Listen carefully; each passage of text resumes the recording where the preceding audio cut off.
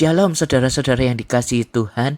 Tema renungan kali ini adalah rubah-rubah kecil yang saya ambil dari Nats Alkitab Kidung Agung pasal 2 ayat 15 yang berbunyi demikian. Tangkaplah bagi kami rubah-rubah itu, rubah-rubah yang kecil yang merusak kebun-kebun anggur kami yang sedang berbunga. Saudara, sore itu seorang petani berjalan perlahan melewati kebun anggurnya. Wajahnya terlihat puas, tunas-tunas muda mulai bermunculan. Bunga-bunga kecil terlihat di antara ranting-ranting hijau. Musim yang dinanti akhirnya datang. Jika semuanya berjalan baik, beberapa bulan lagi kebun itu akan menghasilkan buah yang manis. Namun ketika ia memeriksa lebih dekat, beberapa tunas muda tampak rusak. Ada ranting yang patah, ada bunga yang hilang. Ia menghela nafas panjang.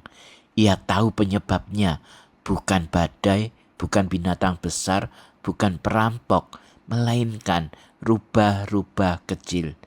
Mereka datang diam-diam pada malam hari. Tubuh mereka kecil, gerakan mereka cepat, dan seringkali tidak disadari. Tetapi justru karena kecil itulah mereka berbahaya. Sedikit demi sedikit mereka merusak kebun yang sedang bertumbuh. Karena itulah Kidung Agung pasal 2 ayat 15 mengatakan, tangkaplah bagi kami rubah-rubah itu, rubah-rubah kecil yang merusak kebun-kebun anggur kami sedang berbunga. Saudara, seringkali kita berpikir bahwa hidup rohani hanya hancur karena dosa besar. Tetapi kenyataannya, banyak orang perlahan menjauh dari Tuhan bukan karena satu kejatuhan besar, melainkan karena hal-hal kecil yang dibiarkan tinggal terlalu lama. Awalnya sederhana, mulai malas berdoa, mulai menunda waktu teduh, mulai merasa tidak perlu lagi membaca firman Tuhan setiap hari, mulai menyimpan sakit hati kecil, mulai membiarkan kompromi-kompromi kecil. Semuanya tampak tidak berbahaya, tetapi seperti rubah kecil di kebun anggur.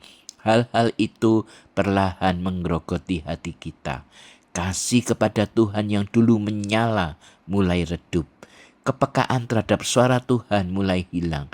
Ibadah menjadi rutinitas belaka. Doa menjadi hambar. Dan seringkali kita baru menyadari kerusakannya ketika hati sudah terasa jauh dari Tuhan. Saudara, menariknya ayat 15 ini berkata bahwa kebun anggur itu sedang berbunga. Artinya kebun itu hidup, ada pertumbuhan, ada masa depan. Justru pada saat sesuatu sedang bertumbuh, ancaman kecil harus lebih diperhatikan. Begitu juga dalam hidup kita. Kadang saat Tuhan sedang membentuk sesuatu yang baik, pelayanan mulai berkembang, karakter mulai dibentuk, keluarga mulai dipulihkan, iman mulai bertumbuh.